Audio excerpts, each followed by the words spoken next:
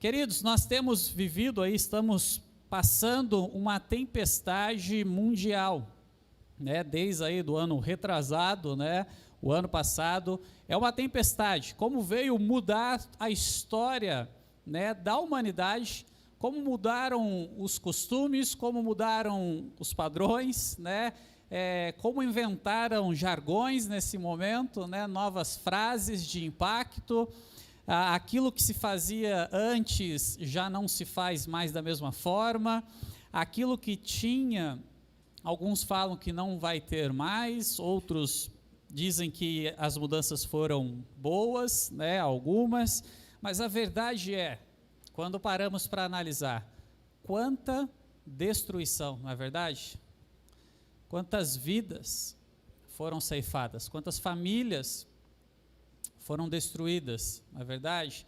Quantos empregos, né, deixaram aí de existir para algumas pessoas. Quando nós olhamos, quando nós vemos o noticiário, ainda aumenta mais, né, porque tem toda a questão ideológica e política, mas não vamos entrar nesse mérito, e aí nosso coração vai ficando apertado. Mas temos aí uma boa notícia, é tempo de reconstruir. Essa é a série que nós vamos pensar aqui, estudarmos na Palavra de Deus nesse mês de janeiro de 2021. É tempo de reconstruir, começando hoje, indo até o último domingo aí de janeiro. Então você pode, inclusive depois, se assim o quiser, encaminhar essa mensagem, entra lá no canal do YouTube da igreja, tem a playlist lá com o nome da série, né? É tempo de reconstruir, você pode enviar para as pessoas acompanharem e pegarem a sequência aí, tá certo? Assim nós vamos fazer, né? Mas a verdade é, meus queridos, que depois de uma tempestade, nós passamos por um momento de reconstrução. Se você já passou por uma experiência, né, de um vendaval, de algo e destruiu, por exemplo, alguma parte da sua casa, assim que passou a tempestade, o que você fez? Teve que avaliar a situação e reconstruir, não é assim? Não tem outra opção, tem que limpar o que foi destruído, tem que recolocar aquilo, né? Repor aquilo que foi prejudicado. Depois de algo que acontece, nós mudamos. Nós precisamos fazer algo, e não tem escolha, né? Não fazer algo. Gosto sempre de ilustrar com algumas coisas pessoais, né? Só a título mesmo de ilustração. Nesse período aí de férias, também aproveitei, obviamente, para acertar algumas coisas em casa, quando eu digo casa, construção, né? Algumas loucuras que eu resolvi fazer, e sabe aquelas loucuras que você faz uma vez só na vida? Então, eu fiz algumas delas, né? Tentar pôr piso, assentar piso, olha que loucura, ficou uma beleza, né? Aí pintar, fazer móvel, um punhado de coisa. E aí pintei toda a casa, toda mesmo, por dentro, obviamente. E um belo dia, a Flávia olha e fala, observa o teto, né? Bem na frente ali do banheiro, corredor, onde fica a caixa d'água, né? Uma mancha e pingando. E aí eu falei, uau, né? Colocamos uma cascata dentro de casa. Dentro da reforma, né? Colocamos uma cascata e começou a vazar água e vazar água. E obviamente eu com toda a minha habilidade, o que eu fiz? Não subi, obviamente, porque eu tenho medo de altura, todos sabem, né? Não subi lá. Eu fiz a atitude de qualquer homem, macho faz. Fui lá e fechei o registro na entrada da casa lá. Ok, falou, acabou o problema. Uma hora acaba a água da caixa e acabou o problema, não vai mais ter a cascata. Resolvi o problema emergencial. Depois chamei os profissionais vieram e deram uma boa notícia para a gente. Então veio a tempestade, tem o problema e falaram, a sua caixa d'água já era. Tem um furo, tem que trocar a caixa d'água. Financeiramente não dava, e aí, quando você está no meio da tempestade, quando acontece, você tem que resolver. Então, aquela caixa d'água, não tem mais como arrumar. Eu digo que tem que trocar porque ainda não foi trocada. Mas nós temos uma brilhante ideia. O profissional estava lá e falou, tem como fazer uma ligação direta, né? Liga o cano que vem da rua, ali o que entra na casa, acabou o problema, eliminei a caixa, né? A gente está com água em casa, só que se faltar água da rua, a gente fica sem água lá dentro, mas é para resolver. Por quê? Nós sabemos que precisamos reconstruir, trocar aquela caixa, já não tem mais sentido ela estar ali. Mas o que precisamos fazer? Avaliar. O profissional veio, avaliou, falou, olha, é a caixa, tem que trocar. Então, fizemos uma adaptação para trocar. Queridos, o que eu estou ilustrando aqui é que depois da tempestade, depois do problema, quando você ou está durante o problema, você avalia a situação e você tem que reconstruir algo. Tem que mudar, porque reconstrução tem a ver com tirar algo e colocar algo no lugar, não é assim? Refazer, e às vezes você não refaz de forma igual, não é? Nós pensamos na caixa d'água, falei, a caixa d'água ela é grande, é de 500 litros, eu falei, já que vai reconstruir, vamos pôr uma de 5 mil, aí o professor falou, não, a casa cai, eu falei, então tá bom, então põe uma aí de 1.000, né, se for o caso, mas vamos aumentar, porque você avalia e fala, puxa, já que tem que mexer, vamos melhorar um pouquinho mais, né? Eu estou dando exemplos muito simplórios aí, né? Mas o importante é, para a reconstrução, dentro dessa série, a série é tempo de reconstruir, mas para reconstruir, o primeiro passo que nós temos que dar é analisar a situação. A análise da situação é o primeiro momento. E nós vamos basear, na verdade, toda a série vai ser baseada no livro de Ageu. Você pode abrir a sua Bíblia, acessar aí o seu celular. Eu não vou pôr na projeção, tá, o texto. E hoje nós vamos meditar nos 11 versículos aí iniciais do primeiro capítulo. E pensarmos nesse tema de analisar a situação, ok? E você e eu somos convidados por Deus nesse momento de avaliarmos a nossa real situação para reconstruir. Então, hoje é um momento de análise, ok? Então, Ageu, ali os profetas menores, né, no final aí do Antigo Testamento, ok? Capítulo 1, versos de 1 a 11, e eu vou fazer a leitura aqui na NVI. Diz assim: no primeiro dia do 6º mês, do 2º ano do reinado de Dário, a palavra do Senhor veio por meio do profeta Ageu ao governador de Judá, Zorobabel, filho de Sealtiel, e ao sumo sacerdote Josué, filho de Jeozadaque, dizendo, olha o verso 2, assim diz o Senhor dos exércitos, este povo afirma, ainda não chegou o tempo de reconstruir a casa do Senhor. Por isso, a palavra do Senhor veio novamente por meio do profeta Ageu. Acaso é tempo de vocês morarem em casas de fino acabamento, enquanto a minha casa continua destruída? Agora, assim diz o Senhor dos exércitos, vejam aonde os seus caminhos os levaram. Vocês têm plantado muito e colhido pouco. Vocês comem, mas não se fartam, bebem, mas não se satisfazem, vestem-se, mas não se aquecem. Aquele que recebe salário, recebe-o para colocá-lo numa bolsa furada. Assim diz o Senhor dos exércitos, vejam aonde os seus caminhos os levaram. Subam um monte para trazer madeira, construam um templo para que eu me alegre e nele seja glorificado, diz o Senhor. Vocês esperavam muito, mas eis que veio pouco. E o que vocês trouxeram para casa, eu dissipei com um sopro. E por que eu fiz? Pergunta o Senhor dos exércitos. Por causa do meu templo, que ainda está destruído, enquanto cada um de vocês se ocupa com a sua própria casa. Por isso, por causa de vocês, o céu reteve o orvalho e a terra deixou de dar o seu fruto. Nos campos e nos montes provoquei uma seca que atingiu o trigo, o vinho, o azeite e tudo mais que a terra produz, e também os homens e o gado. O trabalho das mãos de vocês foi prejudicado. Esse é o texto onde estamos pensando nesse primeiro passo tempo de reconstruir, então, a análise da situação, mas rapidamente aqui, algumas informações do contexto, como o povo estava até chegar aqui a esse livro, né, o livro de Ageu, a essas profecias que Deus usa, então, Ageu.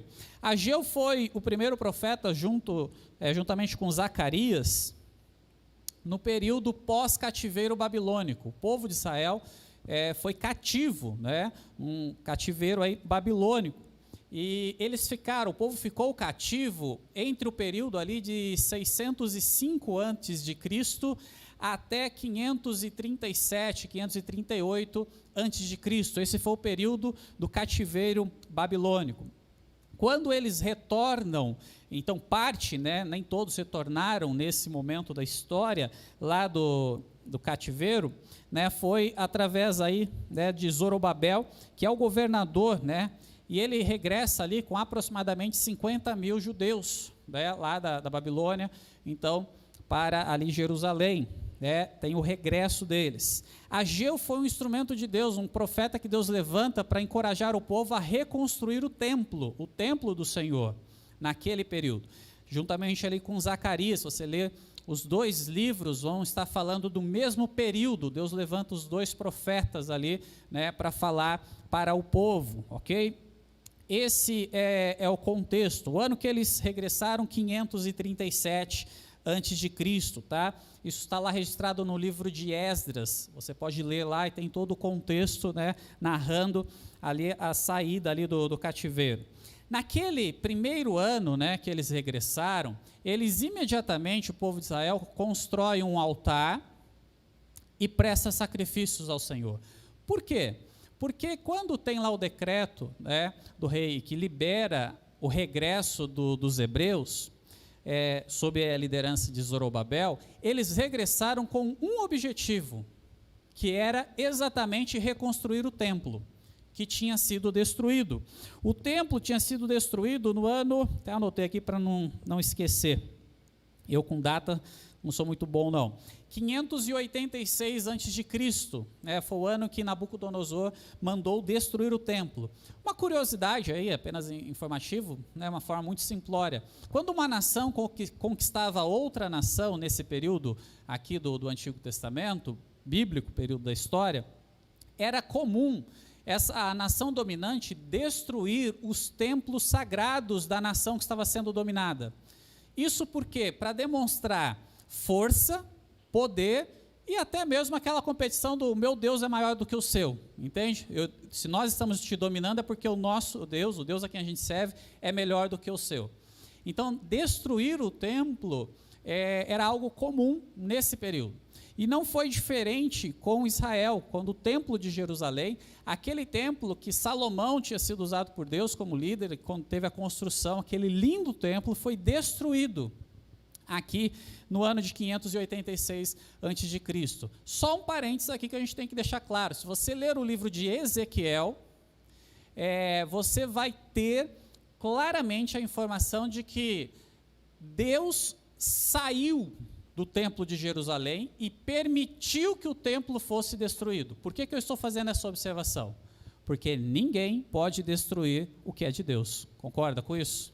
A palavra de Deus nos garante. E lá no livro de Ezequiel, Deus usa o profeta, inclusive, para falar, Deus saiu. E Deus saiu por quê? Porque o povo estava desobedecendo a Deus, então Deus sai do templo, permite que o povo vá para o cativeiro e permite que o templo seja destruído.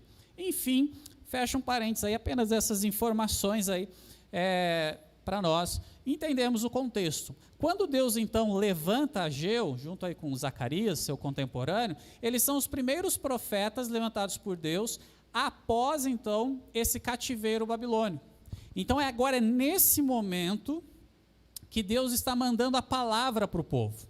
Essa palavra que nós estamos lendo é a primeira palavra que Deus fala abertamente para o seu povo, que tinha ficado anos no cativeiro e agora tinha regressado para a sua terra, ok? Entendemos aí o contexto e nós vamos, lógico, trazer, vocês sabem disso que eu sempre gosto de trazer, aplicações práticas para o nosso dia, para a nossa atualidade aqui, a nossa realidade, mas que você permita que o Espírito Santo de Deus vá falando contigo.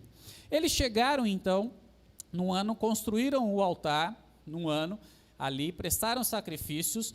No ano seguinte, eles dão início aí à obra da reconstrução do templo, mas o texto lá, o livro lá de Esdras, você pode ler, diz que pouco tempo depois eles suspenderam a reconstrução do templo.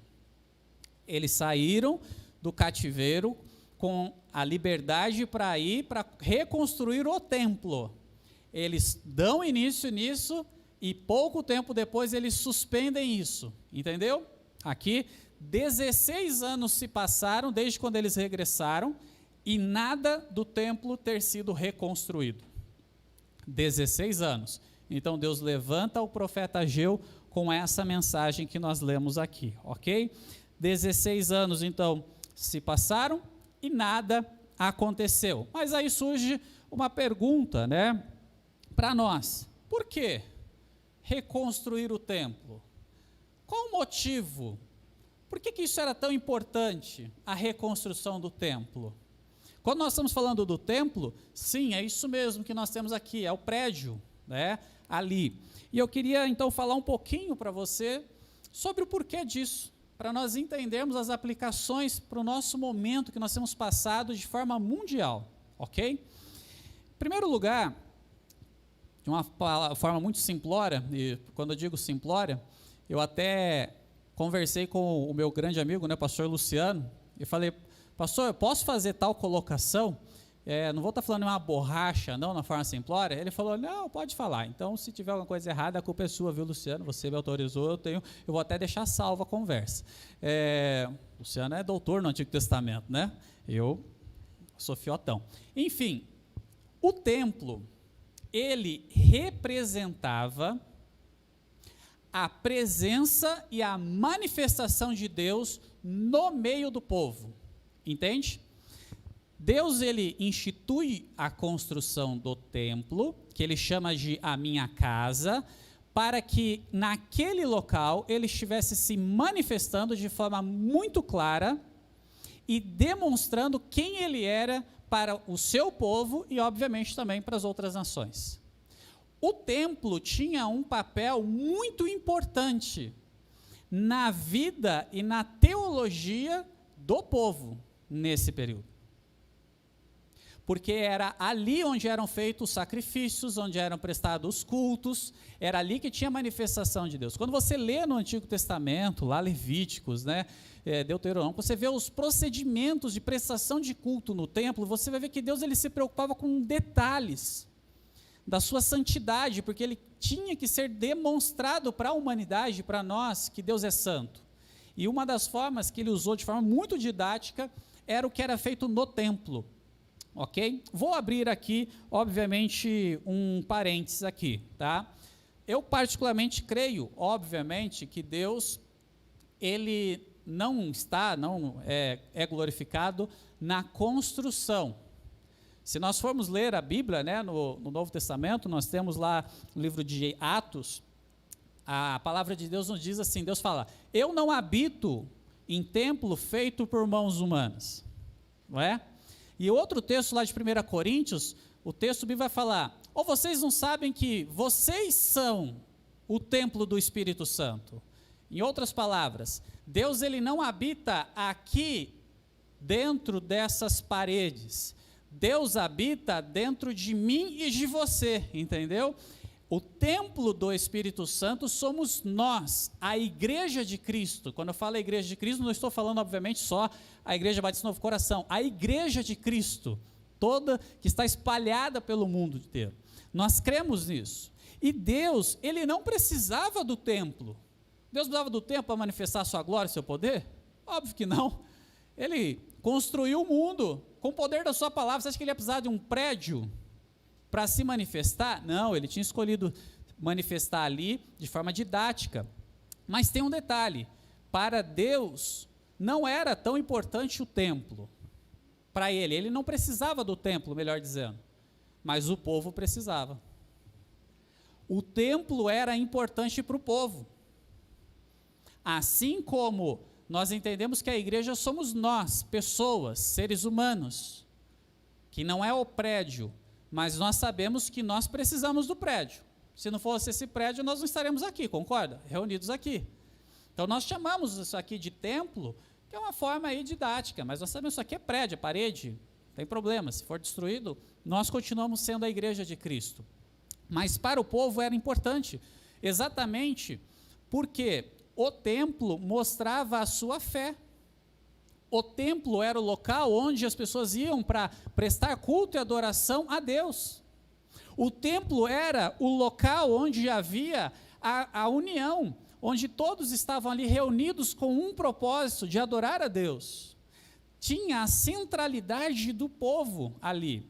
E também, como nação, o templo tinha a sua importância para deixar claro para a nação e para todas as outras nações quem era o Deus a quem aquela nação servia. O templo, então, para o povo era muito importante. Não para Deus, mas para o povo era de suma importância ter o templo. Até mesmo dessa forma política da parte, né, de falar, não, nosso templo está em pé. Em outras palavras, a forma com que o povo cuidava do templo ilustrava para fora a forma e a reverência que o próprio povo tinha para com Deus. Entendeu a colocação? Então, se o templo ele era bem cuidado, para fora as pessoas olhavam que aquele povo realmente adorava verdadeiramente aquele Deus a quem aquele templo tinha sido consagrado. Queridos, hoje não é diferente disso. Nem todas as pessoas que estão aí fora vêm aqui no nosso culto, caminham conosco, acompanham as nossas informações aí nas redes sociais, mas uma mensagem que a gente passa especialmente para essa comunidade aqui, onde nós estamos inseridos, é a forma com que nós cuidamos do prédio. Uma aplicação muito simples para a sua vida. Você ama a Deus, a casa que Deus te deu para morar? Você só pode responder sim se você cuida dela. Você só pode responder que você ama algo a partir do momento que você cuida. Você pode só dizer que você ama o seu cônjuge, o seu marido, a sua esposa, os seus filhos, os seus pais, se você cuida. Você só pode dizer que ama os animaizinhos se você cuida. Você só pode dizer que ama a natureza se você cuida. Ah, eu amo a natureza e fica colocando fogo? Não faz sentido. Eu tentei não abrir muito parênteses aqui, mas eu vou abrir mais um. Estou com saudade de falar. Final de ano, virada de ano, foi cancelado o culto aqui da virada por conta aí da pandemia e blá, blá, blá, né? Enfim, nós estávamos em casa lá na virada. E na hora ali, já à tarde, nós temos em casa um gato, um cachorro e um peixe. Já à tarde, quando começaram a soltar aqueles fogos, à tarde, sabe, o pessoal vai soltando, um ou outro, o gato e o cachorro já ficaram amuados. Entende amuado? Dialeto, né? Ficaram lá, cantinho, xoxinho, lá no canto. Na hora das queimas ali dos fogos mesmo, perto da meia-noite, eu fui para lá para tentar acolher o cachorro que estava apavorado, porque o ouvido deles é muito mais sensível do que o nosso. Você já sabe disso, não é verdade? E eu estava ali, eu falava, puxa, uma coisa que eu até gostava tanto de ver, né, a queima dos fogos, mas agora para mim não tem mais graça nenhuma, porque os animaizinhos que eu amo são prejudicados, então eu não vou mais soltar nenhum fogos. Tanto é que até na igreja a gente soltava, lembra? Nos batismos, e você já sabe há quanto tempo já paramos com essa prática. Era soltar fogos, tal, festa, mas por que paramos? Simplesmente por isso, porque nós não vamos prejudicar os pobres animaizinhos que não tem nem como se defender. Então, se eu amo os animais, eu vou deixar de fazer até coisas que eu até achava legal e bonito. Por quê? Porque eu amo. Eu faço algo para cuidar. Está entendendo a colocação? Então, lá fora, se vê a forma que a gente cuida do prédio, é a mensagem que nós estamos passando se nós amamos ou não a Deus, em outras palavras. Fim, feito aí essa observação. Nós estamos, então, nesse contexto aqui, Ageu, ele é usado por Deus para falar exatamente isso. Vocês precisavam reconstruir o templo. E para vocês era importantíssimo a reconstrução do templo. Só que vocês não reconstruíram. Vocês não cumpriram com o seu objetivo.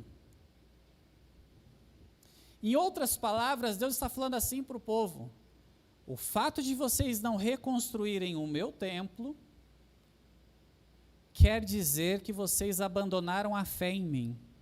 É pesada a colocação, não é? E Deus, ele usa essa figura, talvez para nós hoje, como falei, é mais difícil de entendermos, porque nós sabemos que igreja somos nós, e nós não vivemos nisso, na centralidade do templo, como nessa época. Mas por isso que eu estou trazendo você para o contexto para entender a dimensão. Mas eu não quero que você vincule, de repente você está falando, sabia que o pastor ia voltar de férias e ia falar que a gente tem que terminar a construção do prédio. Eu não vim falar sobre a construção de prédio, calma. Eu vim falar sobre a reconstrução do que é mais importante, porque o que aconteceu aqui com o povo, e agora eu chamo a sua atenção para isso, é o que nós vamos trazer aqui de contexto para nós e de aplicações para nós. Observa aí o verso 2, do texto de Ageu. Assim diz o Senhor dos Exércitos, este povo afirma, ainda não chegou o tempo de reconstruir a casa do Senhor. É interessante que Deus, ele não pergunta para o povo, ele afirma, ele fala, o povo está falando. O povo está falando que não é tempo de reconstruir a minha casa. Essa é a colocação do que Deus faz aqui, logo no início, Em outras palavras, Deus está falando assim: o problema de vocês, a real situação de vocês, é que vocês me abandonaram, porque abandonar a minha casa é me abandonar. Esse é o momento, a situação ali, mas vamos continuar com a leitura aqui do texto. O verso 3 e 4 diz assim: por isso a palavra do Senhor veio novamente por meio do profeta Ageu. Acaso é tempo de vocês morarem em casas de fino acabamento, enquanto a minha casa continua destruída? Deus coloca aqui, fala para o povo o seguinte, fala, olha, vocês estão construindo casas pomposas, cuidando das suas casas, está linda e maravilhosa, e a minha continua destruída. Vocês acham que isso é correto? Eu quero trazer aqui já algumas aplicações, e a principal delas é: o que o povo perdeu e abandonou foi a fé no próprio Deus. E passou a seguir os seus próprios caminhos e seguir a sua própria vida. É isso que Deus está falando. Vocês me abandonaram para viver os seus próprios sonhos, seus próprios conceitos, seus próprios valores. Vocês estão dando sequência na vida de vocês estão construindo a casa de vocês, mas se esqueceram da minha, abandonaram a minha, abandonaram o relacionamento comigo, vocês estão seguindo a vida de vocês. Só que isso tem, obviamente, o ponto central é o abandono de Deus e focar em si. Essa é a realidade aqui do povo. E essa atitude do povo traz um resultado. E você, com certeza, o Espírito Santo vai te trazendo para a nossa realidade. Qual é o resultado, então, de abandonar a Deus e focar em si mesmo? Não vou ler novamente, mas os versos 5 e 6, Deus explica isso de forma clara. Ele diz assim: vocês plantam muito, colhem pouco. Vocês comem, mas não se fartam. Vocês bebem, mas não se satisfazem. Vocês se vestem, mas não se aquecem. Vocês recebem salário para colocar numa sacola furada. Deus está mostrando aqui o resultado do povo ter abandonado o relacionamento com Ele e focado em si. Gente, hoje não é diferente também nos dias de hoje. A partir do momento que nós abandonamos o relacionamento com Deus e focamos em nós, esses resultados que aconteceu aqui com o povo também acontecem conosco. Abandonar a Deus sempre traz consequências. Infelizmente, ruins. E por que Deus permite as consequências ruins? Porque Ele te ama. Porque Ele ama o povo. Porque Deus não apenas permitiu as consequências, mas Ele traz uma mensagem para o povo pensar e mudar de atitude. Eu acho isso lindo em Deus. Ele nos ama tanto, nós abandonamos a Ele. E ao invés dele simplesmente falar, tudo bem, vai com as suas consequências, sim, Ele permite as consequências, mas Ele chega para nós e fala, olha, você está errado, eu estou te dando uma oportunidade de você se arrepender e mudar e retornar no relacionamento comigo. Deus sempre tem uma segunda chance. Deus sempre dá o alerta, Deus sempre está chamando para o arrependimento. E talvez você pode, na sua análise aí da sua situação real, de verdade, você está chegando a uma conclusão que você abandonou a Deus, a sua fé foi enfraquecida, seja parcial ou total. E como consequência disso, as coisas têm patinado na sua vida. Aqui, de forma didática, Deus traz informações palpáveis para eles, porque eles falam, vocês plantam muito, mas a colheita é pequena, vocês colhem, mas é pouco, vocês poderiam colher muito mais pelo tanto que vocês plantam, não é isso que Deus está falando?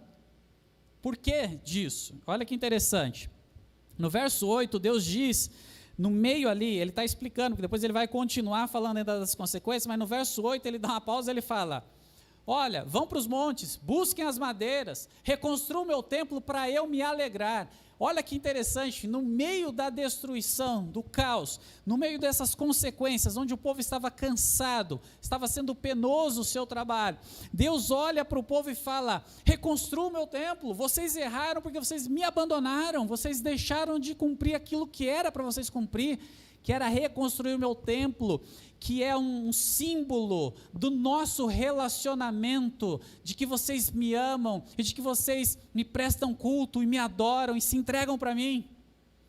E ele está falando, vocês abandonaram isso, e por consequência aconteceu tudo isso, mas olha, voltem a subir o monte, vão buscar as madeiras, venha reconstruir, para eu me alegrar. Olha que interessante, Deus não fala assim, reconstrua o templo para vocês se alegrarem. Ele diz assim, reconstrua um templo para eu me alegrar, porque meus queridos, você quer ser feliz? Quer ser alegre? Faça Deus feliz e alegre com as suas atitudes. É diferente, talvez você não perceba a diferença, mas uma coisa é eu ser alegre e feliz por causa dos meus conceitos, outra coisa é eu ser feliz e alegre, porque eu sei que Deus está feliz e alegre comigo e com as minhas atitudes, entendeu a colocação? É diferente. A alegria, então, não está naquilo que eu quero, mas naquilo que Deus quer. É diferente, porque o povo estava fazendo o que queria, que era construir suas casas. E vamos abrir um parênteses aqui. É errado construir a casa? Não tem erro nisso. Porém, qual foi o erro?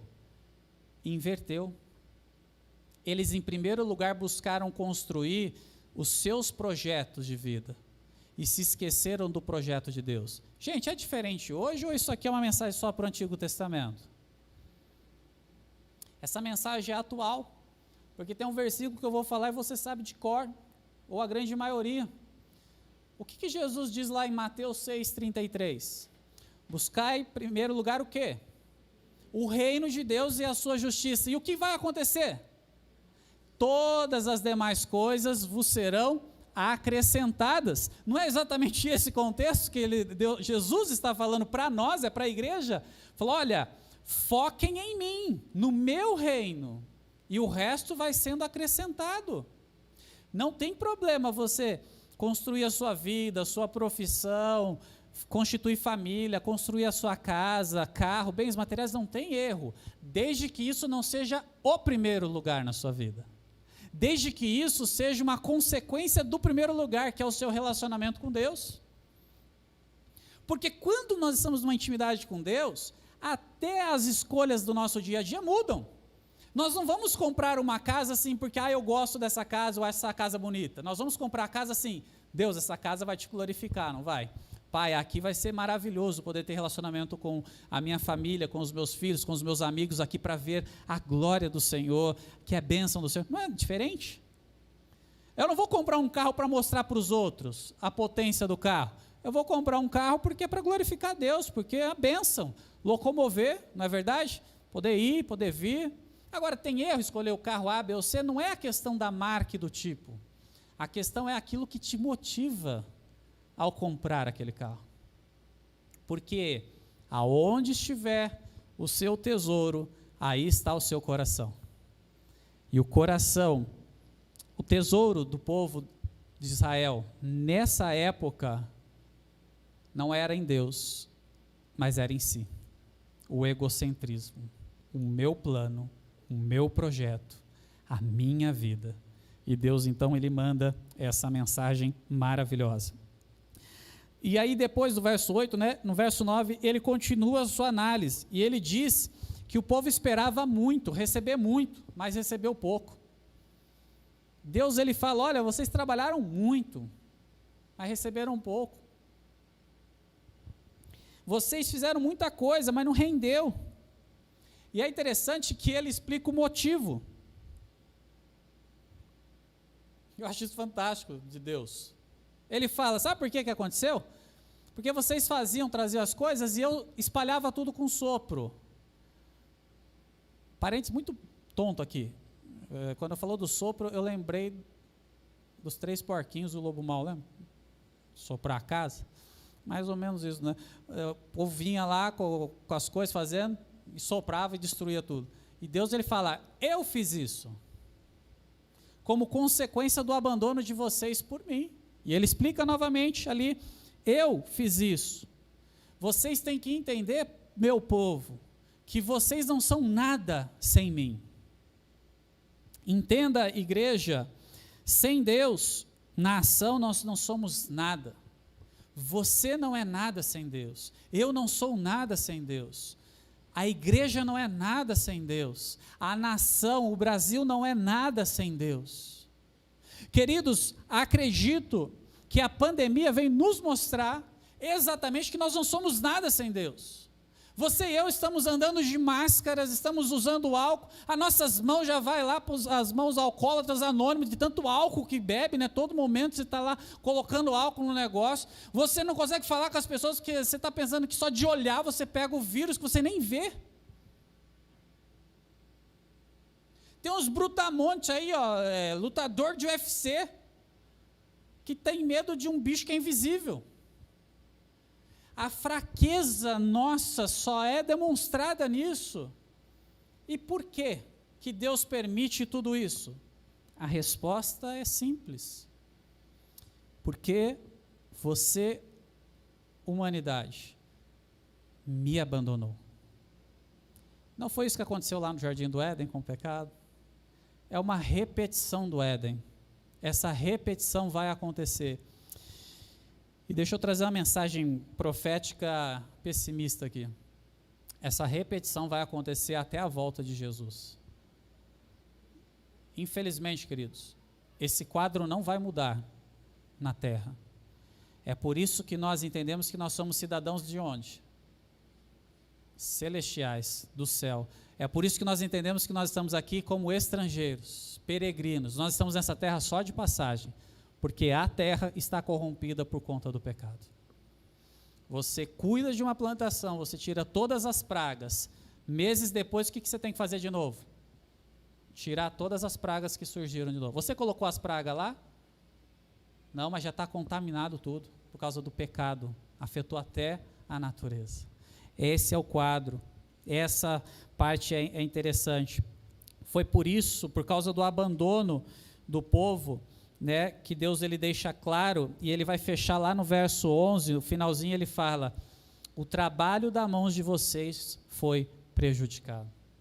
O trabalho da mão de vocês foi prejudicado. Mas, queridos,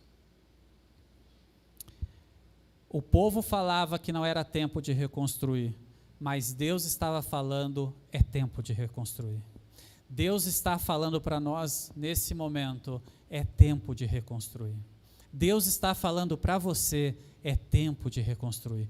Mas você só vai saber o que precisa ser reconstruído após fazer a análise da real situação.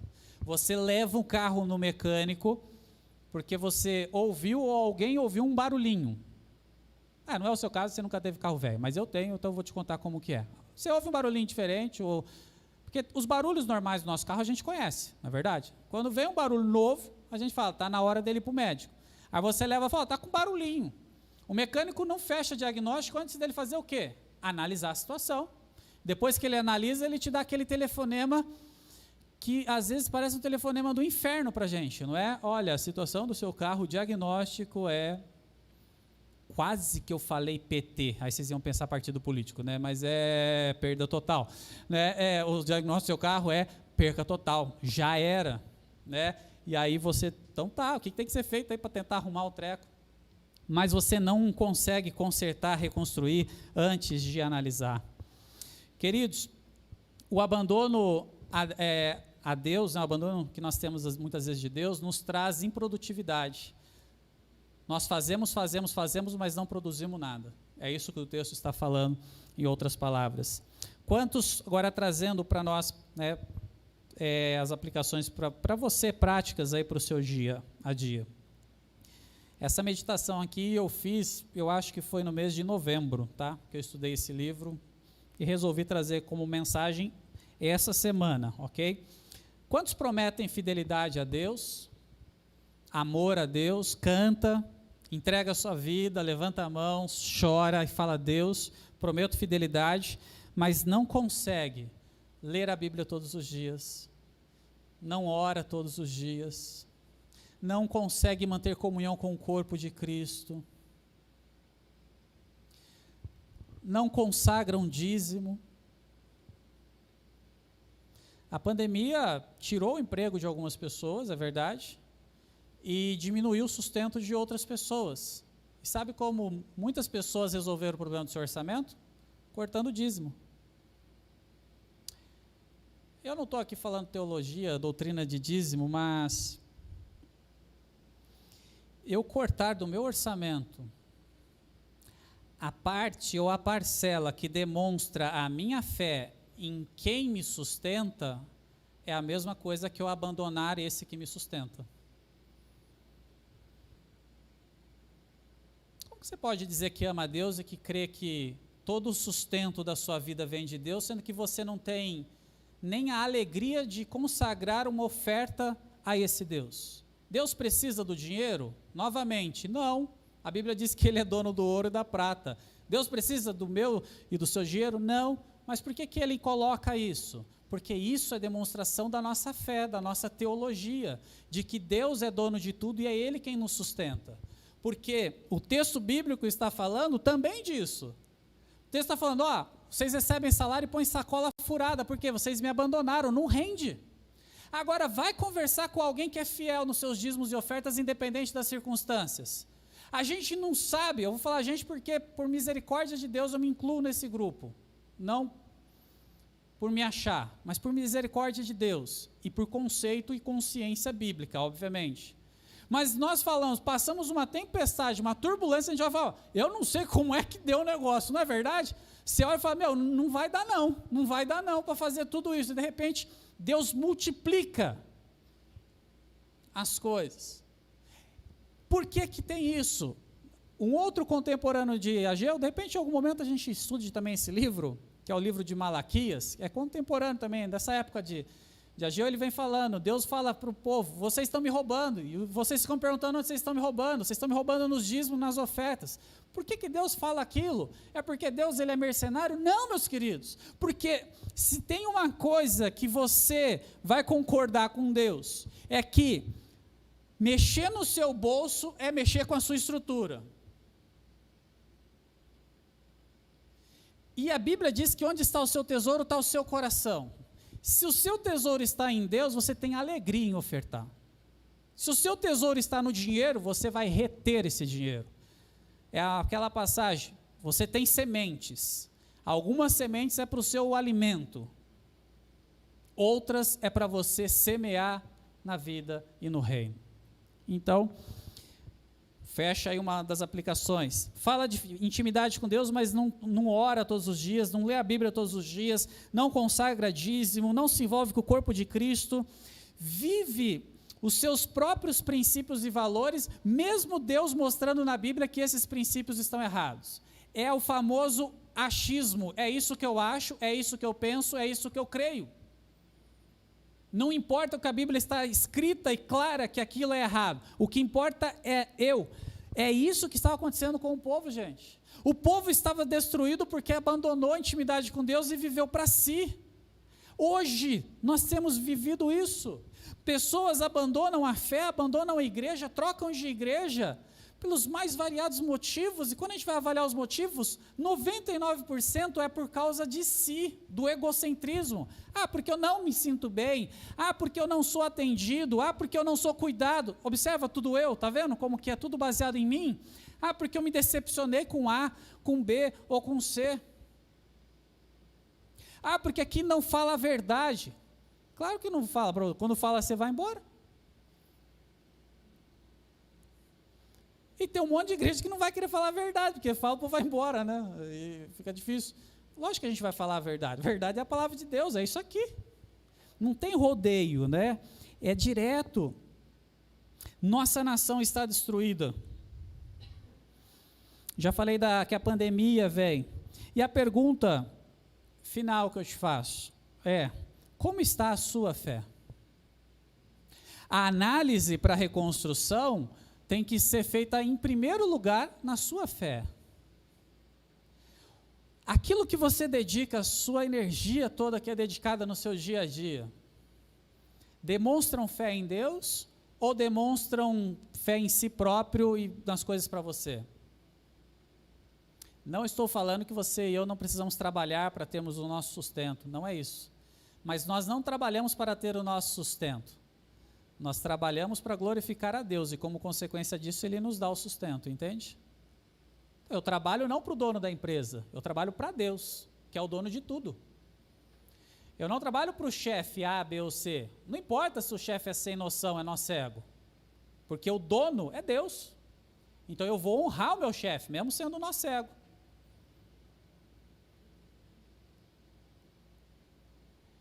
Eu não vou estar, estou falando você na empresa, mas eu não vou ser pastor aqui para te agradar, porque a igreja não é sua, a igreja é de Deus. Então, eu estarei errado se eu deixar de pregar o que Deus manda.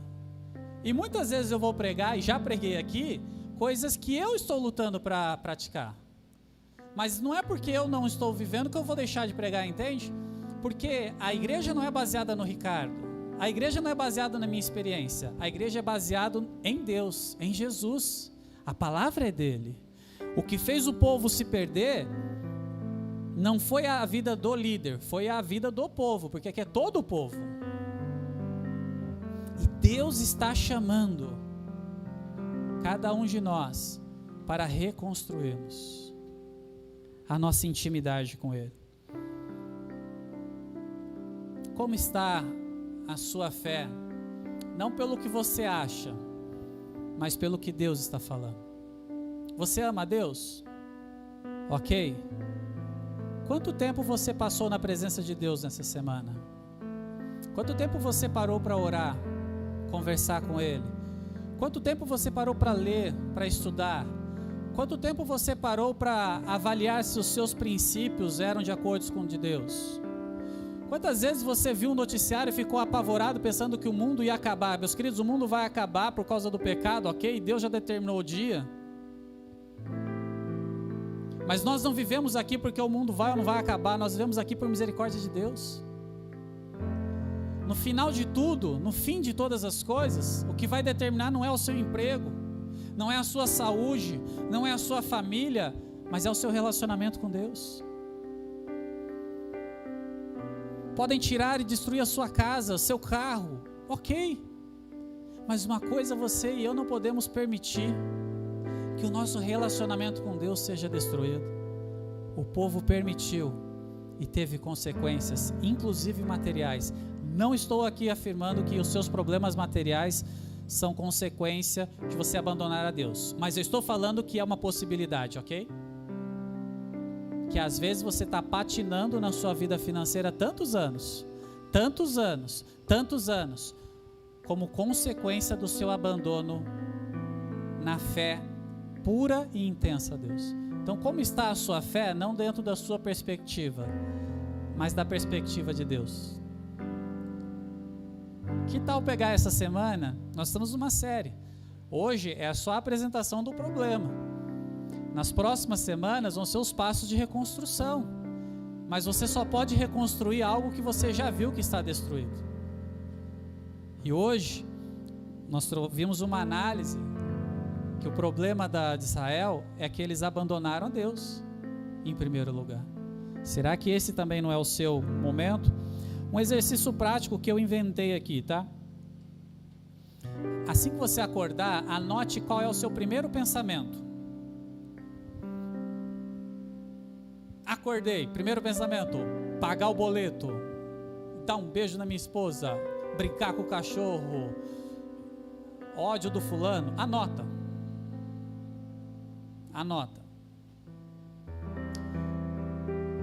Durante o dia, avalie todos os seus pensamentos.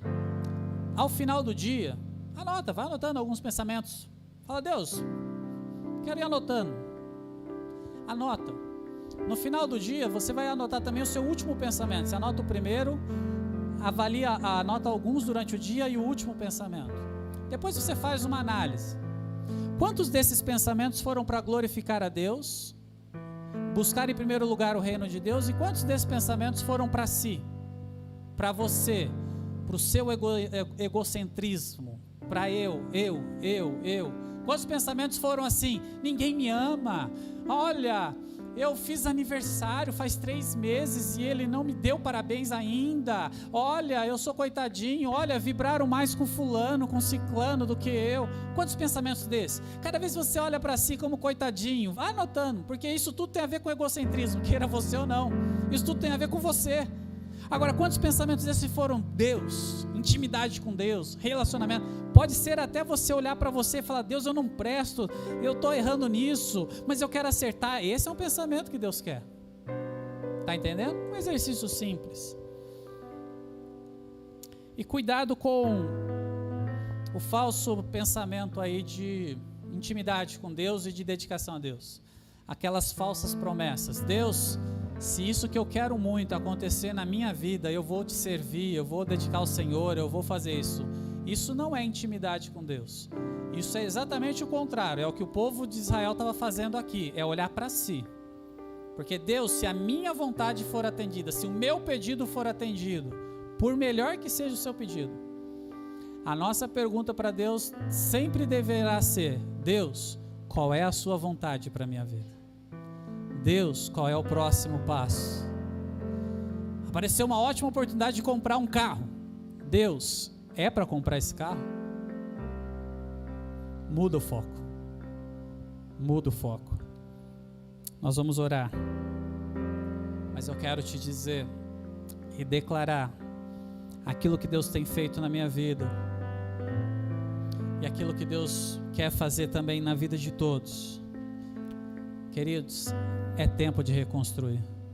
A reconstrução da nação não será por intermédio de uma vacina, não será por intermédio de um governo. A reconstrução da nação é pela reconstrução, em primeiro lugar, do relacionamento com Deus. A reconstrução do seu casamento não é por nada antes da reconstrução do seu relacionamento com Deus. A reconstrução do seu relacionamento com filhos, pais, não pode ser antes de você reconstruir o seu relacionamento com Deus. Sabe por quê?